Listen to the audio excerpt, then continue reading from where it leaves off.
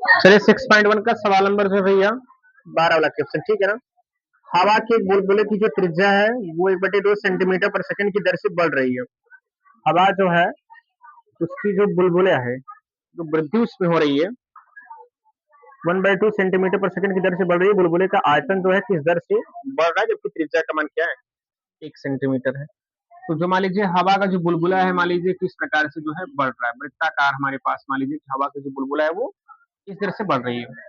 अगर मान लीजिए कि 1 सेंटीमीटर तक बढ़ जा रहा है, कितना आर का मान अगर 1 सेंटीमीटर हो जाता है, तो उस समय कह रहा है कि इस जो हमारे पास गोला टाइप में है जो हवा होगा वो कितनी, अगर 1 सेंटीमीटर तक मान लीजिए बढ़ कितना बड़ा हो जा रहा है, तो इतना बड़ा जब हो जाएगा तो उसमें उसकी आयतन वैल्यू क्या होगा वो निकालना होगा।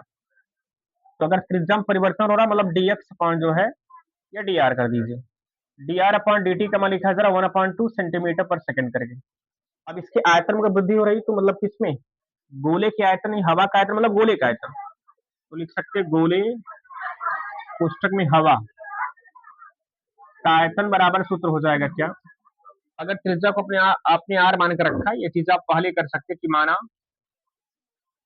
हवा का या हवा की त्रिज्या लिख सकते हैं, गोले की त्रिज्या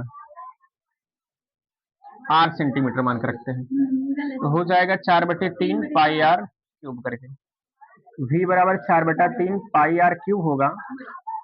अगर मैं टी के सापेक्ष करूंगा तो हमारे पास होगा क्या, dv अपॉन dt 4/3 पाई जो है कांस्टेंट है, बाहर कर लीजिए आप।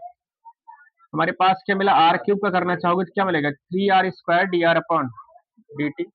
ये हमारे पास 4/3 पाई कांस्टेंट है, ये भी कांस्टेंट है। आर का मान कितना बढ़ गया, 1 सेंटीमीटर, एक का स्क्वायर कर दीजिए। और dr अपॉन dt का मान आपको दिया है क्या, 1/2। ठीक है, कटाई ग्राम से 2 1 2, 2 दूनी 4, 3 से 3 कट गया, आपको मिलाकर देखा 2 दूनी और पाई मिला, तो हमारे पास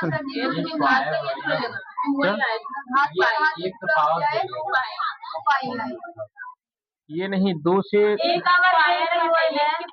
हाँ सुनो बढ़िया, अच्छा ठीक हम मारेंगे, इसका वर्क करेंगे, एक ही मिलेगा, 1 दूनी 2 यानी 2 पाई मिला।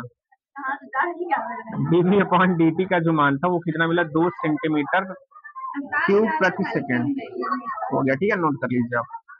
और कुछ करना नहीं, बहुत कठिन प्रश्न नहीं है, ऐसा प्रश्न आपने इसके पहले कई क्वेश्चन आपने पढ़ा होगा।